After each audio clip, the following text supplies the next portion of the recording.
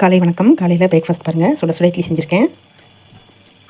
தொட்டுக்கிறதுக்கு தக்காளி சட்னி, தக்காளி, பெரிய வெங்காயம், வரமிளகா, தேங்காய், கல் உப்பு. சிம்பிளாக இருக்கும், நல்ல டேஸ்ட்டாக இருக்கும். இது பாருங்கள், முலாம்பழம் ஜூஸ் எடுத்து வச்சுருக்கேன். சப்ஜா இதை போட்டு அருமையாக இருக்குது. ஸ்பெஷல் பாருங்கள், பால் பணியாரம் சூப்பராக வந்துருக்குது, செம்மையாக இருக்குது.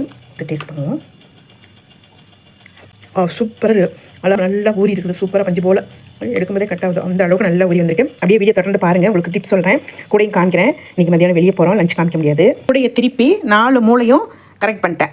இப்போ நடுவில் இருக்கீங்களா இந்த கேப்பு, இதை தான் நம்ம பின்னணும். இதையும் பின்னினோன்னா உங்களுக்கு காமிக்க எனக்கே இன்ட்ரெஸ்ட்டாக இருக்குது எப்போ ஃபுல்லாக முடிப்போன்னு. டிப்ஸ் சொல்கிறேன் பாருங்கள். புளி வைக்கிற பெரிய ஜாடி இதுக்கு மூடி பாருங்களேன். அந்த பிடி பாருங்கள், ரொம்ப பக்கத்தில் கொஞ்சம் மேலே தான் நல்லா இருக்கும். இந்த மாதிரி இருக்கும்போது உடஞ்சி போயிடும் டக்குன்னு. அதனால நம்ம இப்படி கட்டி வைக்கணும். எப்படின்னு காமிக்கிறேன். இதுக்கு வந்து உடஞ்சி போயிடுச்சு, அதனால என்ன பண்ணேன், இதுக்கு தகுந்த மாதிரி ஒரு தட்டு எடுத்து வச்சிருக்கேன். இது ரெண்டுமே நான் உங்களுக்கு செஞ்சுட்டு காமிக்கிறேன். இங்கே பாருங்கள், ரெடி பண்ணிவிட்டேன்.